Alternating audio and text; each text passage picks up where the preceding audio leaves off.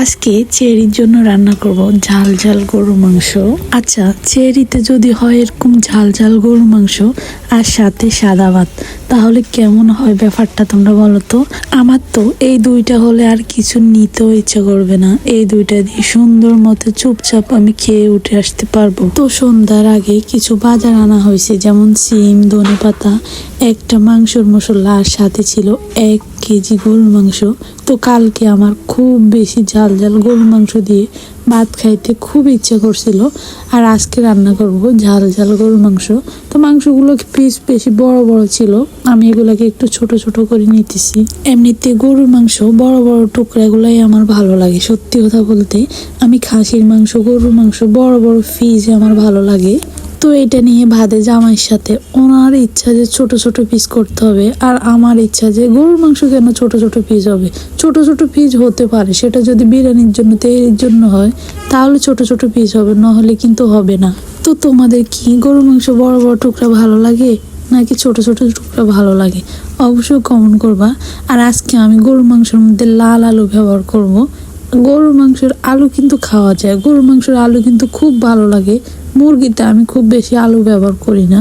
তো আমি প্রথমে মাংসগুলো ওয়াশ করে নিলাম, তারপর এগুলোর মধ্যে খাঁটি সরিষার তেল দিব, তারপর কিন্তু অনেকগুলো রেডি মিক্স মাংসের মশলা দিব।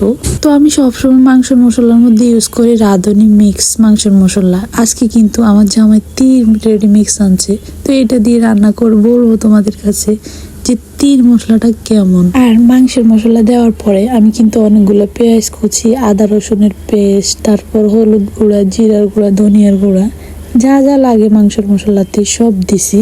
তো আমি সবসময় গরুর মাংস, খাসির মাংস এভাবে হাতে মশলা মাখায় রান্না করি। আর আমার কাছে মনে হয় গরুর মাংস, খাসির মাংস এভাবে হাতে মাখায় রান্না করলে অনেক মজা হয়।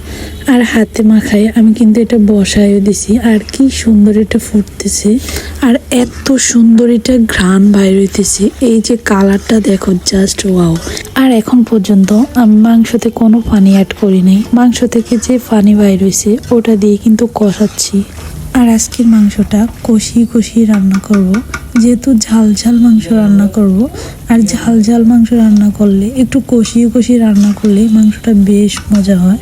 তারপর আমি এখানে অ্যাড করে দিয়েছি লাল আলু। তো আজকে রেসিপি হচ্ছে যে লাল আলু দিয়ে ঝাল গরুর মাংসের একটা ঝোল। আর এখানে আমি অনেকগুলো ঝোল অ্যাড করছি, যেহেতু আমি বলছি এটাকে কষিয়ে কষিয়ে রান্না করব, ঝাল মজাবো। আর আমি মনে করি যখন যেটা খেতে ইচ্ছা করে তখন সেটা খাওয়াই খুব ভালো। যেমন আমার ঝাল ঝাল গরুর মাংস খেতে ইচ্ছা করতেছিল, আলহামদুলিল্লাহ আজকে চেরিতে আমি খাবো ঝাল ঝাল গরুর মাংস, লাল আলু দিয়ে একটা ঝোল। তো আজকে রান্না কেমন হয়েছে অবশ্যই কমেন্ট বক্সে জানাবে।